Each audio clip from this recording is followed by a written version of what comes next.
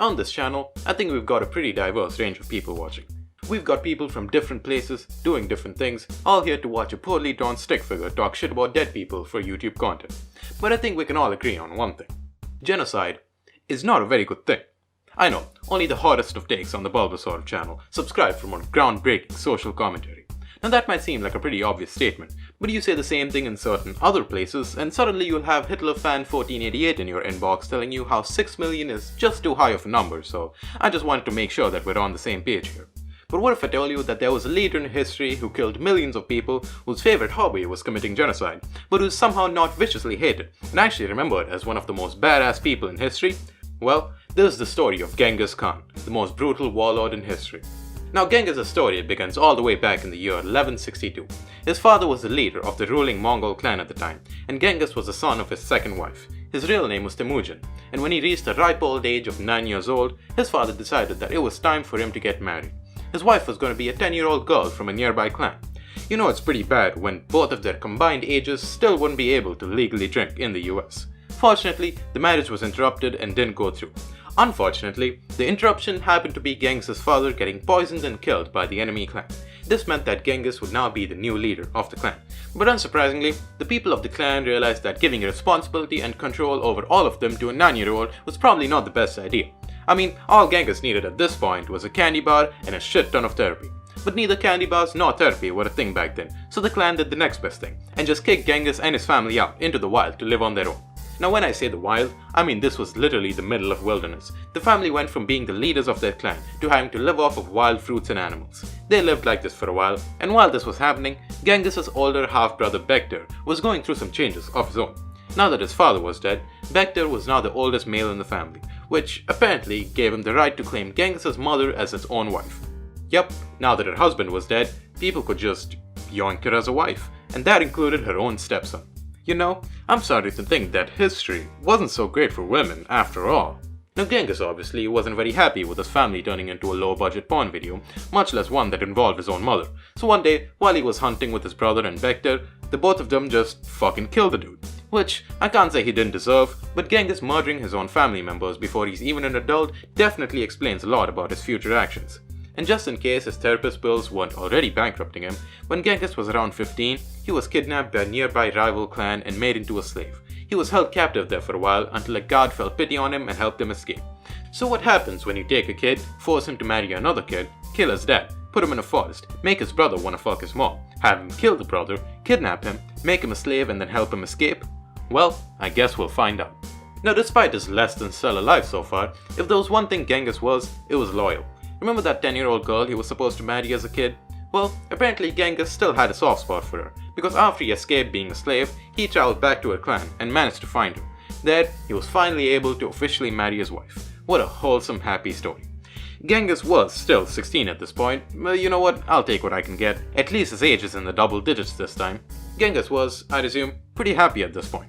Of course, the universe just couldn't let that happen. Soon after the marriage, another tribe attacked Genghis, and of course, took his wife as a spoil of war.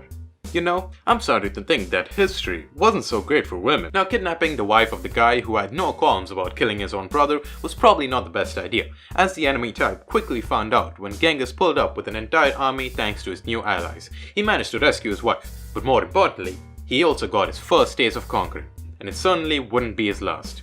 But this wasn't the only time that Genghis had to enact revenge on his rivals. Apparently being related to Genghis Khan was risky business, as these guys were getting kidnapped, enslaved, and killed like there was no tomorrow, as a certain Tokuchar found out the hard way in the year 1220. He was the husband of one of Genghis' daughters, and was one of Genghis' favorite sons-in-law. When a revolt broke out in a nearby city called Nishapur, Genghis sent him along with his army to hopefully end the situation. Well, the only thing that ended that day was Tokuchar's life, as he was shot by an arrow from the city. Genghis' daughter was obviously very heartbroken over her husband's death, and she dealt with this sadness exactly how you would expect the daughter of Genghis Khan to. She wanted every single person in the city of Nishapur to be killed. I would have suggested going on a nice walk, maybe trying some painting or something, but it's fine, we all mourn differently. Genghis, of course, not wanting to disappoint his daughter, but also looking for any opportunity to kill thousands of people, immediately agreed to this. So he sent his troops to Nishapur, where they got to work killing every single person in the city. Miss, we're finally done. Every single person in the city is dead. Thank you so much. This is exactly what I wanted. But wait, how can I be sure that they're really dead? You know what? I want you guys to cut off the heads of every single person and build me a pyramid with their skulls. Now, hey, let's not get carried away here. Please, Dad? All I want to see is a giant pyramid made out of the skulls of my enemies. Please, please, please, can I have it? Sure, yeah. Anything for my favorite daughter, of course. Thanks, Dad. You're the best. I've raised the fucking monster. 10 days later, the skull pyramids were complete. And thus, Genghis got a chance to be a good dad, his daughter got revenge for her husband's death, and the people of Nishapur, well, they just kinda died, but it was for a good cause, I'm sure they'll understand. But Genghis wasn't done with wiping out entire cities just yet. Remember when Genghis' father was poisoned and killed by an enemy clan? Well, unsurprisingly, Genghis had not forgotten about this, and even more unsurprisingly, he wanted revenge. The enemy tribe was called the Tatars, and their army was no match against Genghis' forces, and they were easily defeated. But Genghis didn't just stop there. Oh no, we haven't even gotten to the fun part yet. Genghis made every single Tatar male line up and measured them against the wheel of a cart. If anyone was taller than the middle of the cart, which meant being taller than 3 feet, they were killed immediately. A lot of people were killed immediately. Pretty much every adult male in the city was killed, and this was done to make sure that the Tatars wouldn't have a chance of rebelling against Genghis anytime soon. At this point, you might be wondering, how did Genghis manage to conquer so many kingdoms? He did of course do the usual show up with a huge army and threaten to eradicate every single one of them thing, but he also had some other methods up his sleeve. Genghis, unsurprisingly, had a lot of relations with many women, most of whom were the wives of kings he had conquered, so he obviously had a lot of children. The sons at the time would be the ones fighting in wars, while the daughters would be married off to nearby kingdoms. But Genghis managed to use his daughters to his advantage. So, ladies and gentlemen, here's the tried and tested Genghis Khan method to conquer any kingdom you want. First, you find a kingdom that you want to take over. Then, you offer one of your daughters to the king for marriage. But you give him the condition that if he married your daughter, he had to get rid of all his other wives. Genghis was a pretty big deal at this point, so most people took his offer without hesitation. Probably because they'd be wiped out otherwise. Now that it's just the king and your daughter, tell the king to go fight in a war somewhere. There was always a war happening at this point, so you'd be hard-pressed to not find one. Then, during the war, the king somehow gets himself killed, which means that the entire kingdom now belongs to the queen, which just so happens to be your daughter. Then, just repeat the process with as many daughters as you want. Soon enough, you'll have one of the biggest empires in the world. Genghis Khan used this method, among others, to grow his empire to more than 12 million square kilometers by the time he died. Now, Genghis wasn't just some murderous warlord who roamed around Asia killing people, even though that's exactly what he's been doing so far. One time, when in the middle of a battle, an archer managed to hit Genghis' horse, nearly killing him in the process. They still managed to win the war, but afterwards, Genghis gathered up all the enemy troops and demanded to know who had shot his horse. He didn't really expect anyone to come forward, and was probably planning his 83rd genocide, but then the archer actually came forward and admitted to shooting. Now this would normally be a death wish, and this would especially be a death wish because it was Genghis Khan, but Genghis actually admired his honesty and bravery and decided to make him a commander in his army. Soon after, the archer managed to become one of the most trusted generals in Genghis' army. The moral of the story is, honesty is the best policy. So go out there, tell the truth, let your parents know that you're failing every course in school. They will still disown you, but at least you know that Genghis Khan would be proud of you. Genghis also decided to try the peaceful route with another kingdom. He found the kingdom of Khwarezmia, and he thought, you know what, I've been doing a lot of killing recently, but I think it's time we just try and make some friends instead. So you guys go over there, talk stuff out, and maybe you could work something out with them. Alright then, tell me the good news. How are my diplomats doing? Well, it seems that they've all been killed. Apparently the kingdom didn't trust them very much.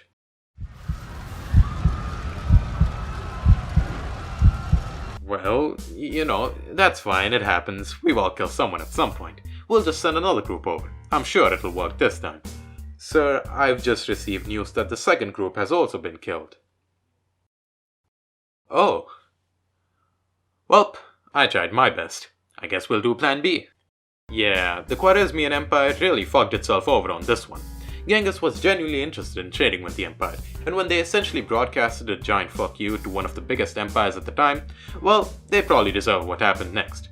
Genghis sent a huge army over to battle the empire and easily defeated them, but he wasn't done yet.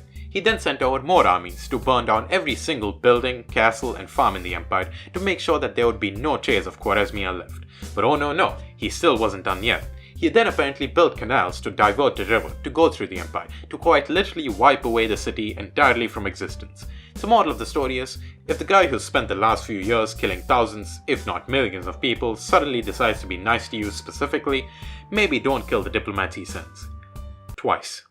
Speaking of wiping things out of existence, while Genghis was attacking Khwarezmia, he asked one of the kingdoms he conquered to send him some troops to help out. This kingdom was called Xixia, and not a lot of people know about this place, and you'll soon find out why. While they were being asked to help, Xixia was apparently planning a little rebellion of their own for a while. They decided to take a stand against their ruler and refuse to help Genghis during this war. Now the thing was, Genghis was already pissed that his diplomats were killed by the Khwarezmians, so this was probably the worst timing for the Xixia Empire to decide to rebel, and they very quickly regretted it. After Genghis was done wiping out one city, he turned his attention to them, and he went all in.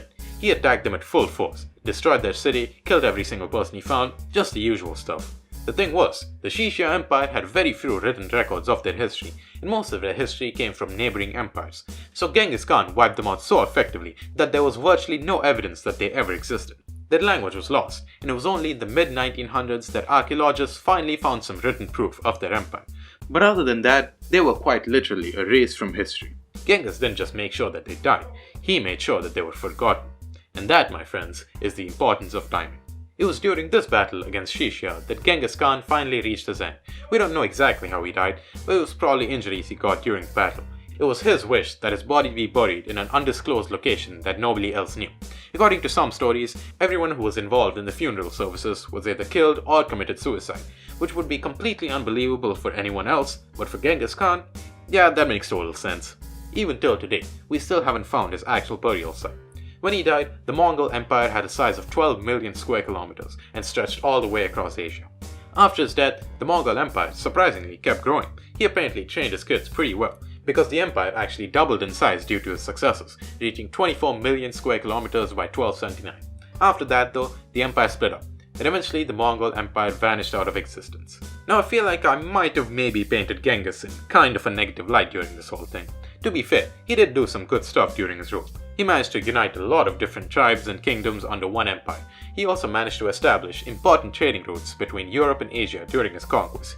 He also had a strong postal system, at least in 1200 standards, which was pretty necessary when your empire was in 5 different time zones and all of them had rebellions going on. And since he was forced to be a slave as a kid, when he became a ruler, he outlawed slavery in his empire. But he also did kill 40 million people, which was 10% of the Earth's population at the time, so, you know, is he good, is he bad, I don't know, I'm not your dad. All that really matters is that I can get some good content out of him. So yeah, that was the story of Genghis Khan, the most brutal warlord in history. Like the video if you liked it, subscribe, hit the bell, leave a comment, and watch another video by clicking right here. I'll see you guys later.